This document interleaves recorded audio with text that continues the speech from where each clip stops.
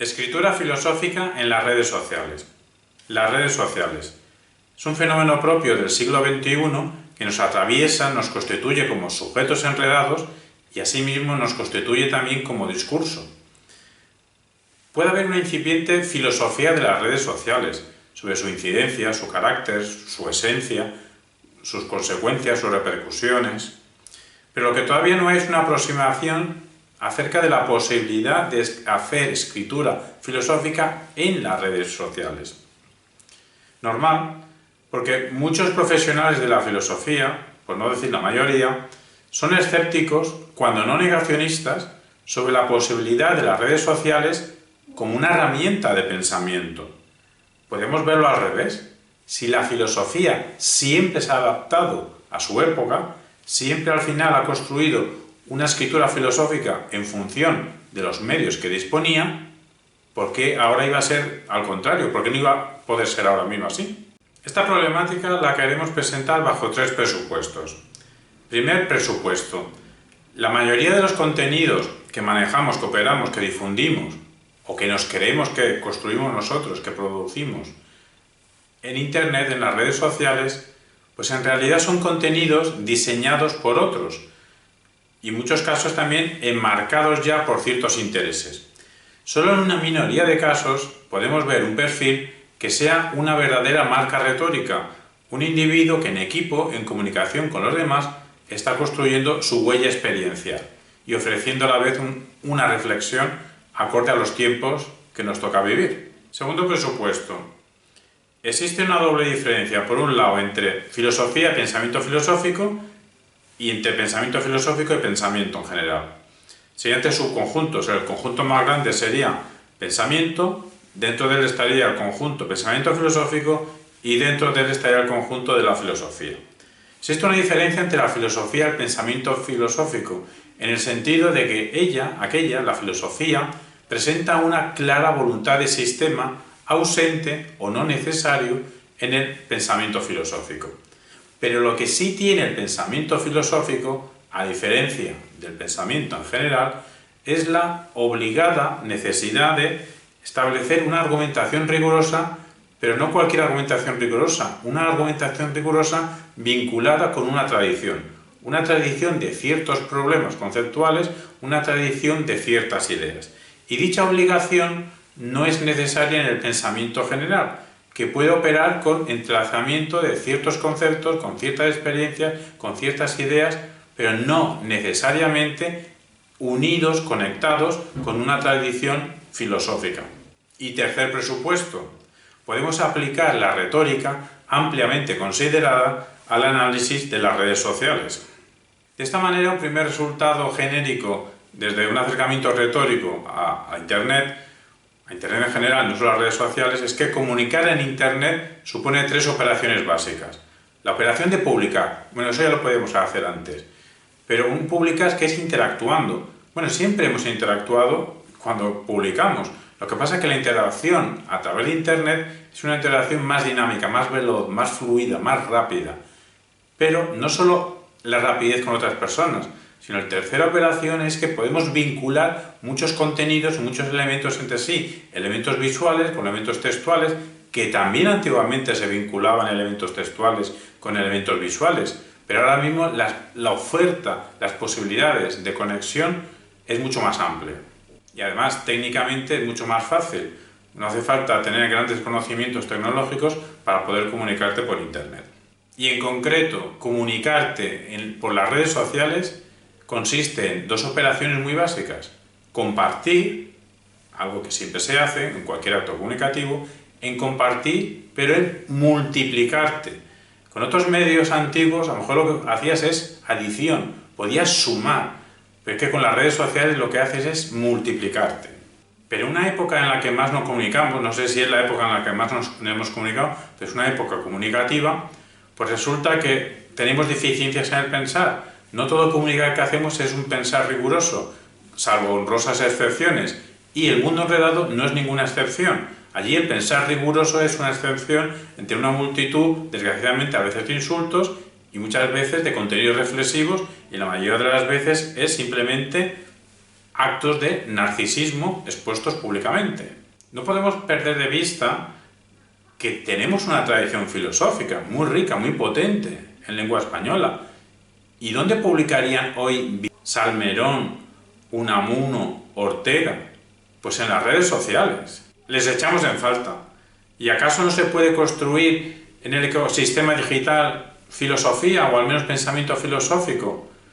Pues los profesionales de la filosofía más bien son escasos en su difusión filosófica en las redes sociales. Las utilizan pero para otros menesteres, que cuando tienen que ver con la filosofía, pues es para anunciar congresos, pero no para construir filosofía en las redes sociales.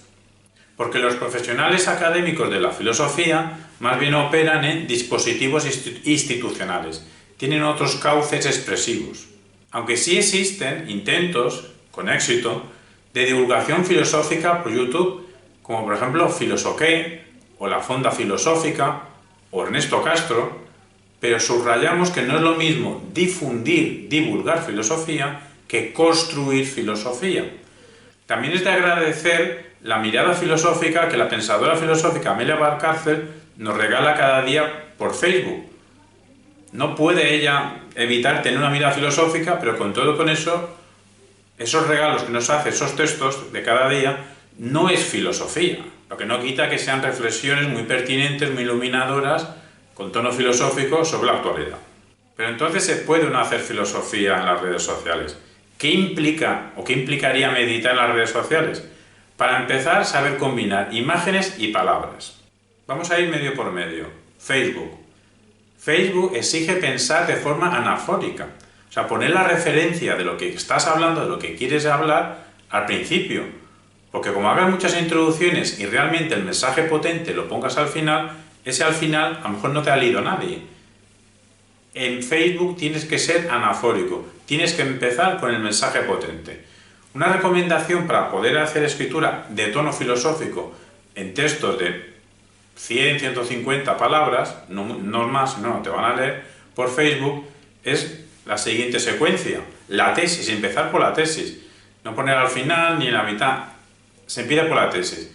Luego ya pues, puede venir una breve introducción, el razonamiento en sí. Luego un apoyo evidencial. No nos olvidemos de las implicaciones. Mucha gente argumenta muy bien, pero se olvida tener en cuenta las implicaciones que tendría su argumentación en caso de ser correcto lo que afirma. Y una conclusión. No hace falta que tengamos en cuenta las contrarrefutaciones, porque las contrarrefutaciones o las refutaciones que nos hagan, pues ya, si tenemos la suerte de tener interactuantes, ya nos las escribirán. Twitter. Twitter exige síntesis argumentativa. Además, Twitter ahora ya no son 140 caracteres, son 280 caracteres. Y si ya en 140 caracteres daba tiempo, había espacio para poner una proposición con potencia filosófica, ya en 280 caracteres hay espacio suficiente para poner, escribir, difundir un razonamiento comprimido. Razonamiento comprimido que puede adquirir varias tonalidades. Puede ser todo él una afirmación, a ser posible con cierta evidencia también, cierta prueba de lo que estás razonando. Puede adquirir el tono de una interpelación, o puede ser un tono creativo, sin llegar a modalidades poéticas, pero Twitter se presta a la reflexión, la originalidad a la hora de meditar con los demás. Y también podemos adquirir un tono provocativo, una provocación, pero a ser posible, o es nuestra recomendación, una provocación elegante. Porque un problema que tiene Twitter es que es un espacio, sí, muy dinámico, muy interactivo, muy fluido, muy vivaz, pero tan vivaz que se ha convertido en un espacio para la confrontación, cuando no para el insulto. Entonces deberíamos hacer todos, los usuarios de Twitter, el gran esfuerzo de convertir Twitter en encuentros para la argumentación. Además, hay que tener en cuenta que aparte de los 280 caracteres, luego puedes hacer un hilo discursivo.